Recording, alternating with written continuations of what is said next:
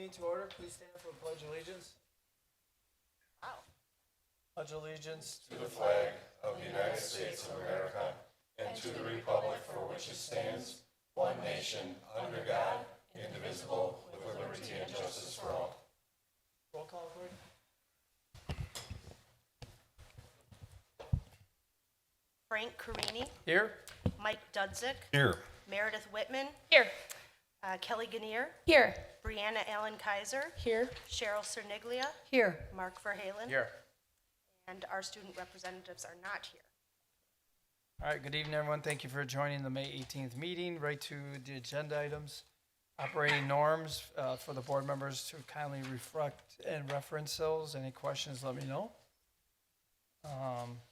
Next on the agenda, number 5, approval agenda. I need a motion. Dudzik moves to approve the agenda. Gannier will second. Mike, you have the floor. No additional comment. Anybody else? All in favor say aye. Aye. Opposed say nay. Public input, recess formal portion of the meeting, entertain comments or questions on the agenda items. You can kindly fill out the green sheet against the wall. Anybody like to approach the board? Okay. Thank you and acknowledgements. I know, Dan, you wanted to say something? Yeah, I don't know if there's any other board members that want to go first, they can. Nope. So I'd like to first thank Frank Carini and Brianna Allen Kaiser for their assistance with what transpired at East Middle School this past Friday. I would also like to thank Dr. Megan Ahrens, Dr. Lisa Kujawa, Principal Terry Covers, and the entire East Middle School team and staff for their support in facilitating conversations with parents and students leading up to the student walkout. With that being said, as the leader and superintendent of our school district, I wanted to clearly state that I denounce racism in all forms. There is no place for racism in our schools, our community, our state, and our nation. As a district committed to continuous improvement, we must examine both the technical and adaptive changes needed to make a positive impact on our system. Some of the technical changes already implemented include staff training focused on recognizing and reporting racially insensitive language and actions. We have also encouraged students to report incidents of racially insensitive behavior when they witness or experience them. In addition, our administrative team has determined that our student handbook should include explicit language and consequences related to culturally offensive acts. These updates provide greater clarity regarding expectations and consequences related to racially charged language and behaviors and applied appropriately based on the age level of our students. The adaptive changes require to embrace an outward mindset and look beyond ourselves. To that end, Board Member Brianna Allen Kaiser, Assistant Superintendent Andre Bennett, Principal of Deerfield, Jim Arata, and I have been meeting to establish a multi-stakeholder group entitled BRAVO, standing for Building Relationships and Achieving Vision Together. At the heart of every thriving school community is a shared commitment to connection, closing disparities, and continuous growth. The BRAVO Committee is formed to bring voices together and turn meaningful conversations into purposeful action. This work is grounded in a clear mission to close disparities reflected in climate survey results, attendance, discipline, and academic progress. These are not simply data points, they represent real student experiences, opportunities, and outcomes. By building strong relationships and intentionally addressing barriers, we are creating a more supportive environment where every student feels valued, engaged, and empowered to succeed. We're also looking to develop a multi-year vision plan that will help guide the work and tenets of BRAVO. The process for this work will mirror the collaborative approach used in developing the special education master plan from last year. Although difficult moments can change a school community, They can also serve as opportunities for reflection, growth, and meaningful change. Our commitment moving forward is not only to respond when incidents occur, but to proactively build a culture rooted in respect, empathy, accountability, and belonging for all students and staff. Together, we can continue strengthening our schools into places where every individual feels seen, heard, valued, and supported. Thank you. Thank you, Dan. Thank you, Brianna, and Andre, Jim Marata, and Dan for creating this work in this, obviously, this committee, and so we appreciate any fill-ins and opportunities on all that, so thank you. Next on the agenda, approval of the consent agenda A through C. I need a motion on this. Whitman moves to approve the consent agenda items A through C. Nicholas. Meredith, you have the floor. No additional comment. Anybody else? All in favor, say aye. Aye. Opposed, say nay. Motion's passed for the consent agenda. Gonna skip number 9. Former portion of the meeting for board discussion and/or actions. Action items, I need a motion for student and family revision handbook for 2026 and 27. Whitman moves to adopt the student and family handbook updates for the 2026-2027 school year. That's 6 seconds. Meredith, you have the floor.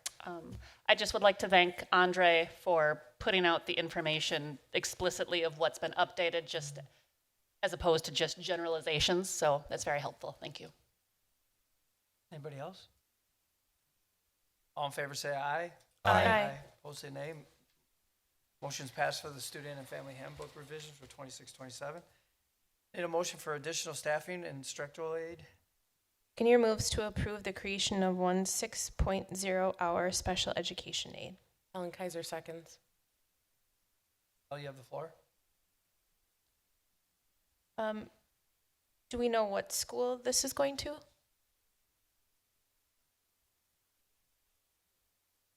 Yeah, it's Shepherd Hills, correct? Is that for next year, I'm assuming? Yes. Okay. Oh, it is for now? Okay, For it's now. Anybody else, other questions? All in favor, say aye. Aye. Opposed, say nay. Motion's passed for the additional staffing and instructor aid at Shepherd Hills that started today. Donations for the Oak Creek Lions Club. I need a motion. Soniglia moves to formally accept the donation of $30,770 from the Oak Creek Lions Club to support the purchase of 10 outdoor AED units related to infrastructure. Ellen Kaiser seconds. Cheryl Floor. I just would like to add also that this is, within that donation, there is also a $5,400 donation from the International Lions Club that saw value in this project as a part of their philosophy, and so they wanted to contribute, and that's part of the $30,000 donation as well. Kudos to the Lions Club. Meredith. I just had a question. Is this in addition or instead of the, there was like a committee that was looking to raise money for AED equipment outside of playgrounds as well? Is that part of this, or is this something separate? That's a part of this. Okay, Yeah, thank you. that's a part of this, yep. And we Anybody else? Okay. Okay. All in favor, say aye. Aye. Opposed, say nay. Motion's passed for the donation Oak Creek Lions Club. Thank you, Lions. Motion for the sale of district office amendment and authority. Need a motion. Tutsick moves to approve the listing amendment, reducing the list price to $2,200,000. Soniglia seconds. Mike, you have the floor. No additional comment. Anybody else? Yeah. Mark. In the first paragraph with the history and situation, the one sentence refers to the superintendent to be able to negotiate further on price without going to the board. And I don't have a problem with that, but the language seems too loose to me, and I'd like to see some kind of, language in there that still gives the board some say, so regards to any reduction in price within certain parameters, outside of certain parameters, So are you recommending that the safeguard be anything over 10% has to go back to the board? yeah. But Anything over- that's a separate That's motion. That's a second motion. Yeah, it's a second motion. So we have to, And that was the intent.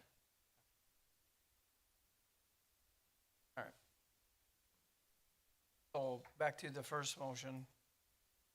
Everybody good? Any questions on that? All right, all in favor say aye. Aye. Opposed say nay. The motion's passed on on D. And then there's another motion that has to be, oh, excuse me. Second motion is to delegate limited authority to Paul Blaze. Anybody make that motion? Or is that all included? No. Please, Paul. no, it's- Whatever. I call him Kojak. There's two motions. You So gotta- if he's you have making to a have- motion. you gotta yeah, make a so- second motion. You have to do it on both of them.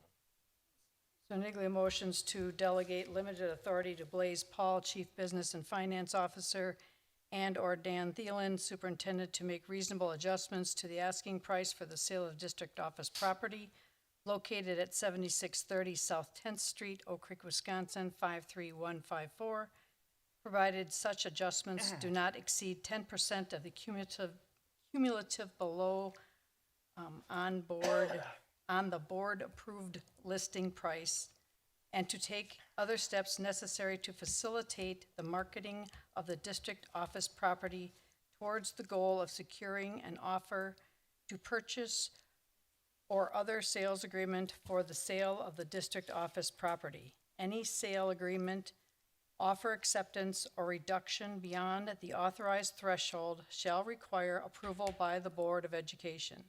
The superintendent shall keep the board informed of any pricing changes and other updates related to the sale of district office property. That's 6 seconds. Carol, you have the floor. I don't have anything further to add. unless Anybody others- else? Okay, Brianna? My only question is, why what data supports this $50,000 reduction? Is that like comparables? Is it market analysis? Like, why did we drop specifically 50? That's going based on our realtor's recommendation, based on what he's seeing in the market. Thank you. Anybody else? All in favor say aye. Aye. Opposed say nay, so motion's passed. The delegation of limited authority. All right, to information items, the pool progress update. So yeah, thank you. I'd like to bring Kyle Robers up. Those of you that were on the tour last week met Kyle or have seen Kyle before as he's presented. So we're here to get an update on the aquatic center process. Thank you very much for having me back. Like I said, thank you guys for the ones that did attend the tour last week. I hope it was a good sight to see, right? Good progress. It's a good point to see everything kind of in motion. So thank you very much for coming out, and hope you guys enjoyed seeing what's going on behind the walls, right? Last week we had the Knights construction team out there to do a tour before their end of the season as well. So we've done 2 tours with them. As one was when the precast was going up, and now they saw kind of the same thing you guys did, right? So it was very informative, and they like seeing multiple different trades on site and seeing different work in progress. So that was good to see. It's fun to have them out there and see kind of what's all happening. So kind of progress update. Roofing is in the progress of being installed. We're installing the concrete floors, so all of the competition locker room floor has been poured. We're starting to pour the community rooms and the community locker rooms this week. Pool construction has started, so the surge tank, you'll see in the bottom right picture there, is now fully poured. The pool is almost completely dug. So we are working our way out of the hole to backfill it with concrete. So it's quite a large undertaking that's happening inside the building there, so it's good to see. Interior building rough-ins, so all the plumbing, piping, the electrical's going in. Masonry walls up in the mezzanine have started now, so that's all happening. The walls around the mechanical room, that's an update from when you guys were there last week, is all in now, so we're really moving forward pretty quickly underneath the roof. So, exterior framing's going on, so you'll start to see exterior brick going up in the next few weeks. And then shortly after school starts, we have some utility site work to work on, both outside, or mostly outside the fence areas, so we're waiting until school is done with that, so that'll be in just over a month. We'll start that and tying in all the exterior utilities for the building. And then we'll start with exterior site work, so concrete, curbs, sidewalks, et cetera. So things are moving pretty quick there, so you're gonna start seeing the new connector building in this picture here. So the connector walkway, I think everybody saw that and saw the definite value to that and the security that it's gonna provide. So that is in place. All the masonry is done for that. Framing up top is done for that. Insulation's being done, and we will start putting glass in there in probably the next month or so. So that'll be moving along. Over to the next slide, the front entryway is really starting to take shape. So the last update we did, there was some steel up there. Now you can start seeing some of it starting to take shape. It looks a little more like the entryway that we've seen on the pictures. So in the bottom left corner is the locker room rough-ins. So just a picture of the lower level rough-ins. You can kind of see, and obviously it's changed quite a bit from this time. This picture was submitted 2 weeks ago. So the electrical room on the bottom right, so the main electrical service is all getting installed. That was one of those items we had to purchase, pre-purchase to make sure we had in time. So that's getting all installed now, and will be tied in shortly once we can get the exterior grading all done around the outside. Current tasks we talked about, like basically just ongoing. There's going to be a little bit of a lull to get the pool. So the pool is going to be installed, but it really takes out a lot of that. You're not going to see a whole lot happening in that area. It's going to be around that area. So the locker rooms will be getting worked on and moving into finishes. The pool takes about 6 weeks to pour all the concrete and to be able to start backfilling and bringing it back up so we can work in there again. So that's a long duration of time. We know it doesn't look like it, but there's a lot of concrete that's got to go in there. So that'll be ongoing. And then, like I said, as school gets out, we'll start seeing more of the site work getting done around there. And then moving forward, shooting for roughly the end of June, putting the last 2 wall panels in, and then start digging the community pool after that. So everything's still on track for that. It's just, like I said, it's going to be a little bit of you're not going to see stuff from the outside for a little bit. So overall budget update, we're about 36% complete with the project. We've used about 2% of the contingency fund. So that's, again, just as we're tying things in, there's things that come up that weren't on the drawings of the existing buildings, just things laid out a little bit differently than we had planned for. So that's really what those contingency items are going towards now. So it's just a matter of some of those things we didn't know what we were getting into until we opened up the walls, and that's what it's there for. So, but as far as a lot of our other planned allowances, poor soils and stuff like that, knock on wood, we have found some poor areas. We've been able to dig through them, and not had a problem with them that we've had previously. If you guys were part of the last referendum, we had quite a bit of issues with some of the sites with poor soils. This site has been pretty good so far. So up next, like I said, we kind of talked about this going through there. We're still tracking that early spring to 2027. We have started the current pool infill, so design. So that has been started. We have 50% design, middle of next month, I believe it is. So it's moving forward and getting ready to go as well. So the plan would be that we would get that bid out here shortly, probably around the end of summer. August, we would get that bid out for work to start as soon as we can get the other pool opened up. So it would take a little bit of time, extra time than just in the summer. So the plan would be that we would move into that as soon as we can get the other pool up and open. Then we would move in there and then be accessing that site from outside and working just in that pool.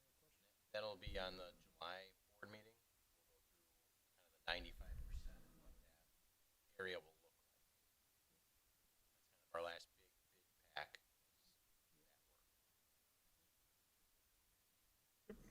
Yeah, I was wondering if you're expecting any, surcharges to come forward with some of the fuel costs and stuff that have been.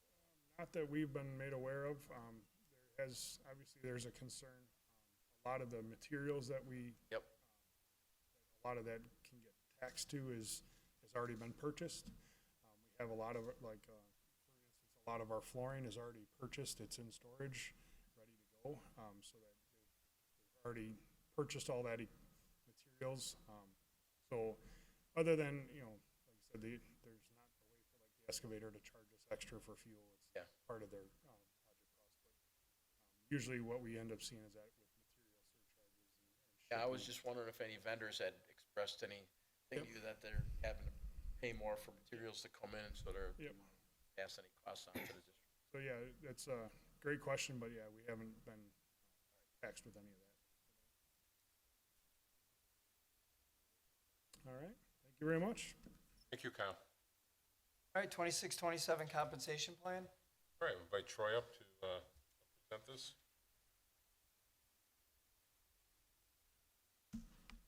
Good evening. For items B and C, just so you know, Blaze and I took both of those to our Workforce Excellence Committee, which is a group of professional educators, support staff, and administrators to review the changes and/or add any changes that they might have.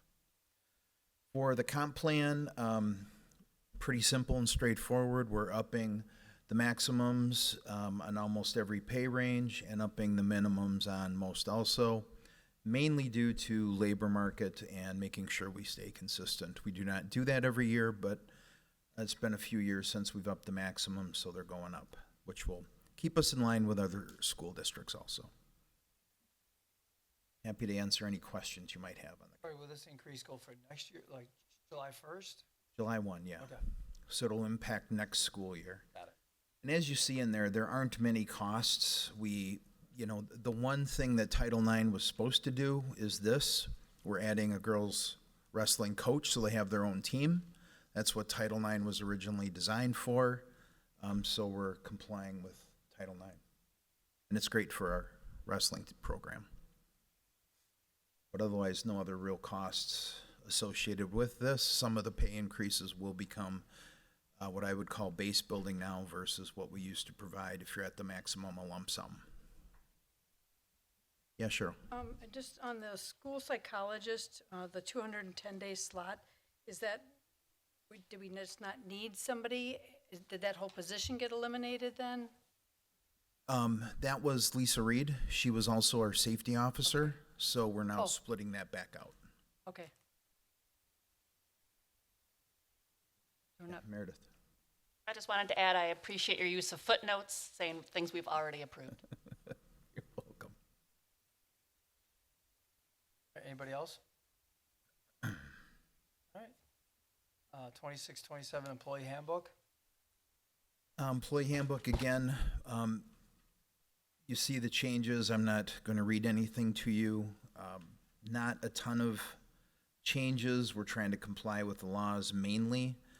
You'll see we're changing employee assistance programs. We're not quite done yet, but we're trying to partner with Ascension. The main goal of this is to increase utilization over our current and to help it run with our Health and Wellness Center, which Ascension runs also.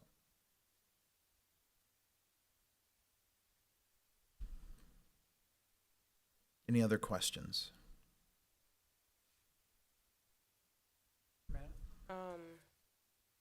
The PTO changes, why is it continually going down? So am I just reading this wrong, or is it like, as they're in the system longer, they get more PTO, like, does that go up, or are we just moving it down to the 16 days?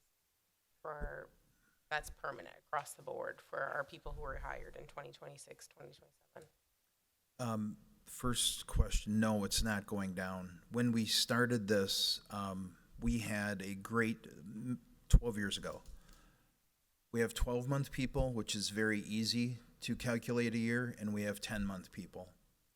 So when you're trying to calculate a 10-month year seniority, moving them into a 12-month, it became very difficult. So we just chose the year that they were hired, period.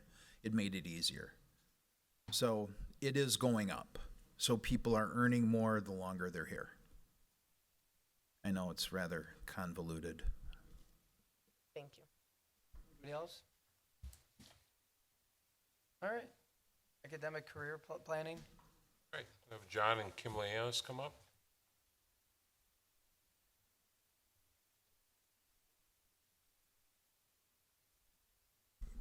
This is the annual update for academic and career planning, really focused on the secondary school. You'll see some new things that have been added, and Kim and I will go through that with you. All right. Our academic and career planning is a 612 initiative. It's actually a K-12 initiative, but we're going to focus on the 612. You can see our ACP team members. Oh, sorry. There we go. They continue to be the same members for our team at this time. We're very proud of our CTE program. That's most of our academic and career planning. However, we do lessons within our Go Time on Fridays as well. The ACP mission is providing students, families, teachers, administrators, and the Oak Creek community with programming tools, insights, and support students for a successful college and career transition.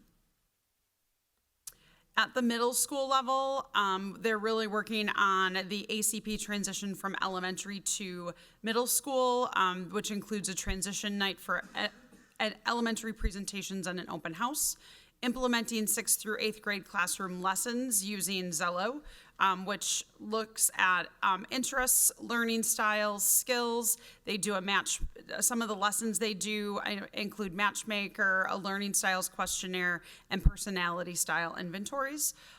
There's also a seamless ACP transition from middle to high school, which includes lessons leading up to the open house night and registration for 9th grade courses. At Oak Creek High School, we are working on increasing youth apprenticeship participation. We yearly update our E4E, which is our education for employment, to accurately reflect the ACP offerings at Oak Creek High School, and emphasizing our college and career readiness skills through our standardized test preparation. Just a couple of pictures of our high school CTE department. You can see students earning certificates, working in our different labs and in our different work-based learning experience, including Knights Racing, Knights Construction, our Little Knights Play School. Some more work-based learning, our Armory, our Knights Cafe, again, our Little Knights Play School and Knights Construction, and our Autos kids. We continue to grow in our CTE certifications. Examples of certifications or industry certifications that we offer in our classes.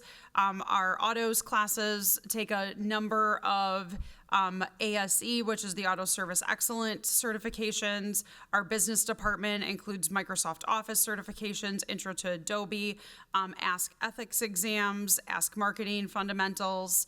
Our Tech Ed does OSHA, First Aid and CPR, Career Connections.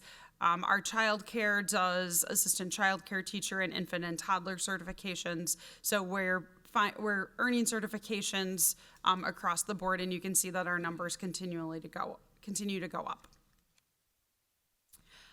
This past year was the first year that Oak Creek High School hosted a Wisconsin Education Fair, which was done in October.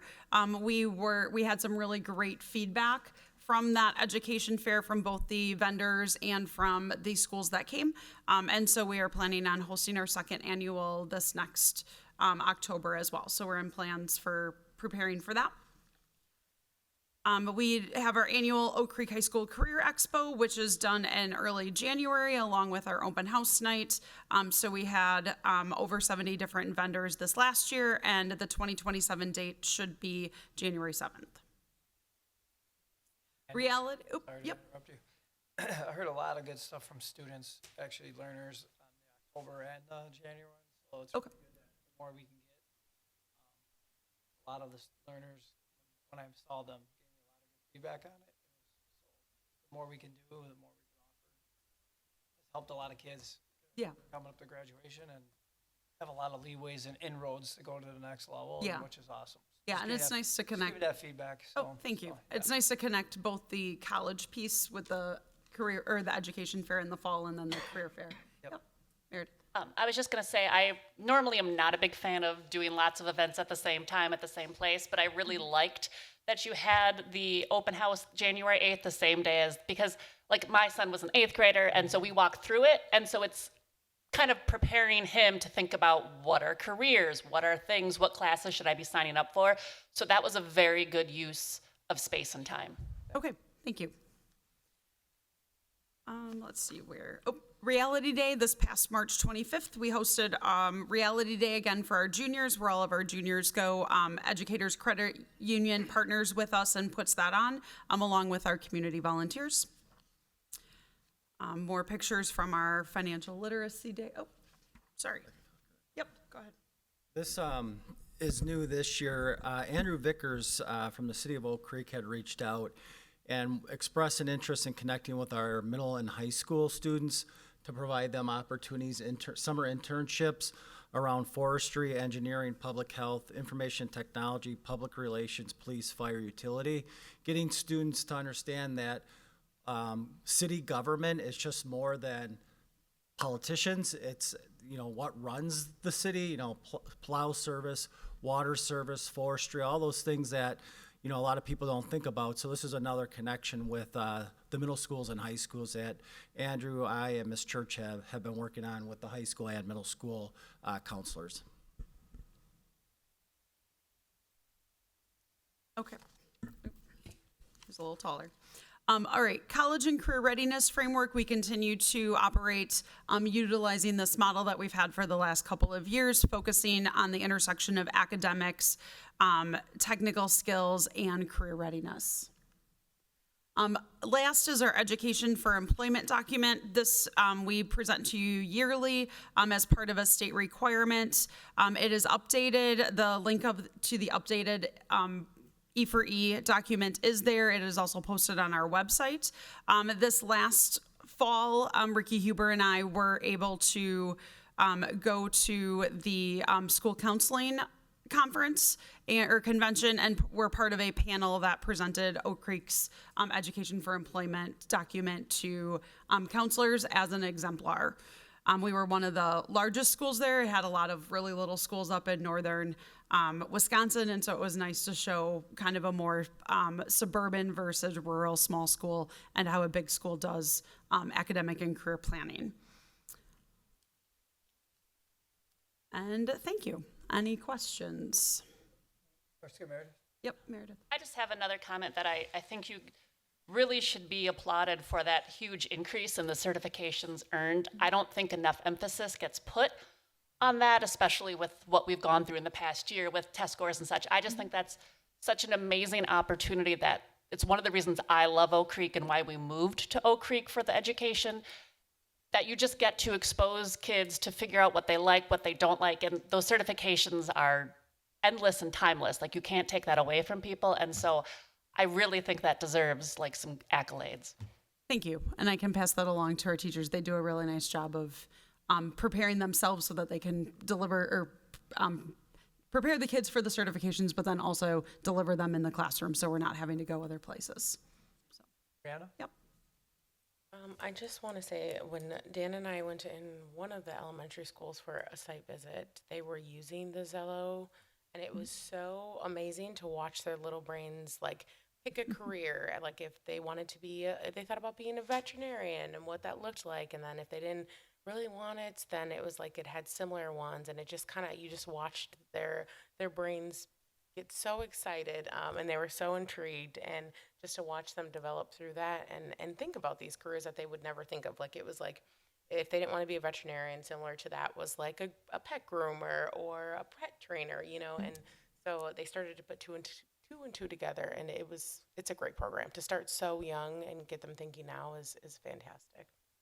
Thank you. Other feedback, though, I think that a little bit of a challenge is, I look at, like, Racine, I know what they can offer is a little bit more than what we do, and I just think that some of that information, share it with you guys, because I think we can even do more. Okay.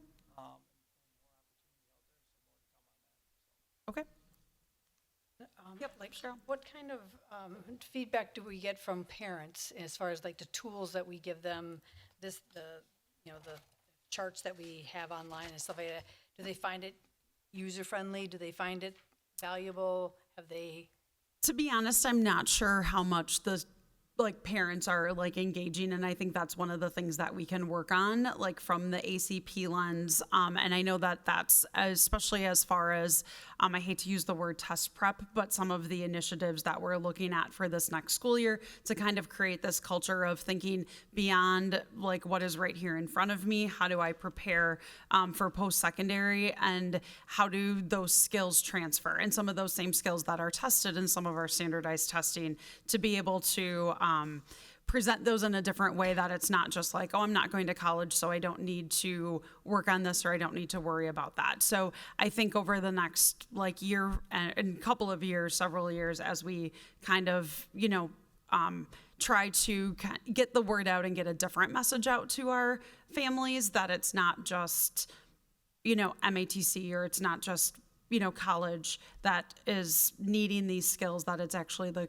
workforce as well, and any post-secondary kind of pathway you have. So that'll be one of our focus, is try to get more information out to parents where they're actually interacting and engaging. And I think that that's one of the things that, as students get older and you go from that elementary to that secondary level, some of the stuff that lights them up early on becomes less exciting, because it's not their phone, or it's not all the bells and whistles. So trying to kind of really hit home that message and trying to make it important, or provide reasons for it to be important, I think is going to be a challenge, but also one of those things that we're really going to be focusing on this upcoming year.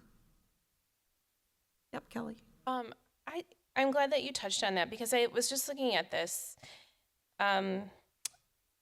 Means learners must be competent both socially and emotionally. And I think, especially as a parent of a senior, like what you just said, the skills that can't be tested, those are the things that I'm seeing now. How are we addressing those pieces of, especially our older kids? I think the funnel is wide, at the top when they're young, and you're seeing those things, but as the time comes near and there are the emotional parts, the social, those pieces, yep.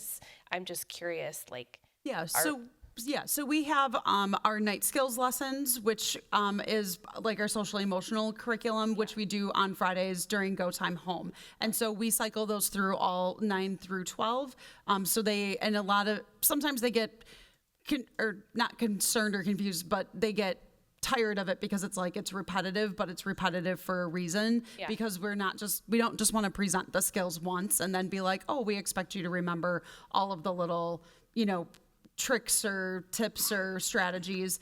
And so we want to present them in different ways. And our school counseling team and our night skills team continually works each year to kind of revise those and make them more applicable in a little bit different ways. At grade levels, specific? Okay. Yep, at 9th, 10th, 11th, and 12th. Okay. And then also linking that to our NIGHTS code, which has that self-responsibility, self-management, responsible decision-making, all of those. So again, really trying to hone in on different aspects and make it real for the kids as much as we can. Okay, great. Thank you. Yep. Thank you. You're welcome. Please, budget report.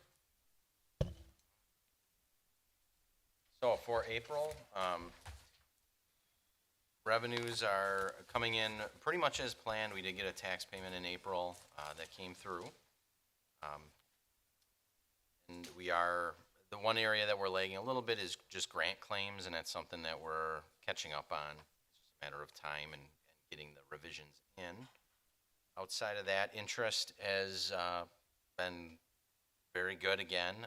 Interest rates haven't fallen as I expected them to. They've kind of flatlined now for the last 3 months. We're about 3.69%. So we're down from, being, I think we were at about 4.6 7 in the past. So we're down, but it's been pretty flat lately. So I think our budget's going to stay strong. Perhaps not as strong as in the previous year, but it'll still stay pretty strong, assuming those rates stabilize and don't fall too much further. On the expense side, salaries are being expended pretty much as planned. We're a little bit less than 1% away from last year. Compared to 2 years ago, we look like we are really far down, but that's again because we're off by a payroll compared to 2 years ago. So that's something that'll come out by the end of the fiscal year when we're balanced out the 26 pay periods processed through the 12-month period. It'll all come out pretty close to equal as far as percentage spent. And the only area that we're really down on would be that self-funding health insurance, because last year and the year before we had pretty good years. So we added to the reserves. That means that when you compare actuals to what was actually spent year to date, you'll actually end the year where we've underspent that budget by essentially about 1.2 million last year. So that doesn't show because we don't compare actual to budget in the previous years. We compare actual year to date to what the actual end was. So that's why the benefits look like we're doing really well. It's because the previous years that's baked in because we did really well. So when we get to the end of June, we'll true up and see where did we actually end. There will be a settlement. It's likely to be, we're hoping it'll be another good year. We do have a couple claims that are trending rather high, but they're individual claims. So those, we do have a level of protection because there's what's called stop loss insurance. So that kicks in when we're over $150,000. So we're doing pretty good. So we're going to watch that as we get to the end of June and where we end up for the year. And outside of that, I think we're pretty much on target. Then you can see on the fund balance side, we're a little above where we were last year at this time. Again, that's related to that self-funding health insurance increase in fund balance. I got a question. I'm sorry. Oh, okay. So I have a question about the bonds, not only for the referendum, but just for the buildings, for the district as a whole. Any of them coming up that have a recallable interest rates? Nothing that looked like it was favorable to do a refinance. The rates weren't. Yeah, I know. I was just curious if they come up because rates are high right now. I'm just worried that we were paying 2.8. I know one of them's like 2.8%. It has a callable, but I think it's coming up in like 2 years. Rates come back down. Call it and redo it for another 5-10 years. You know what I'm saying? Yeah. So that's what I'm asking. I'm just asking if there's ones, if you can just inform us. Absolutely. 'Cause Yeah. I see that every day, so I just. Yeah, if it's advantageous to us to basically refinance that bond, we absolutely would. Okay. Yep. The questions? All right. Upcoming agendas, Dan? So June 8th is our next board meeting. Action items, and we're back here, by the way. Action items include the compensation plan and the staff handbook that you heard Troy speak about this evening. We will be bringing to you the Connects Learning Center, the 66.0301 agreement approval. Information items, we will have our last quarterly update from our Board of Education student representatives. And information will also include WIA annual membership. For the June 22nd meeting, we will have WIA annual membership as action, the 2025-26 budget adjustment approval as an action item. Information items include an enrollment study, so we'll have MD Roffers coming in and sharing some information about enrollment study that Blaze and I have been working with them on. Student academic standards, Start College Now and Early College Credit Program annual update, athletic and activities update on district data on racially insensitive language and acts, and the May budget report. All right. The board will consider motion to convene in closed session per statute 119.851C to consider employment, promotion, compensation, or performance evaluation data of any public employee over which the government body has jurisdiction or exercise responsibility. I need a motion. Whitman so moves. Deniglia seconds. Meredith, you have the floor. No comment. Okay. Any other questions? All right, roll call. Brianna?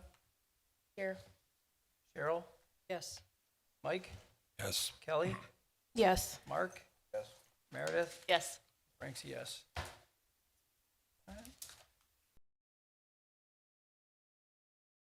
So we need a motion to adjourn.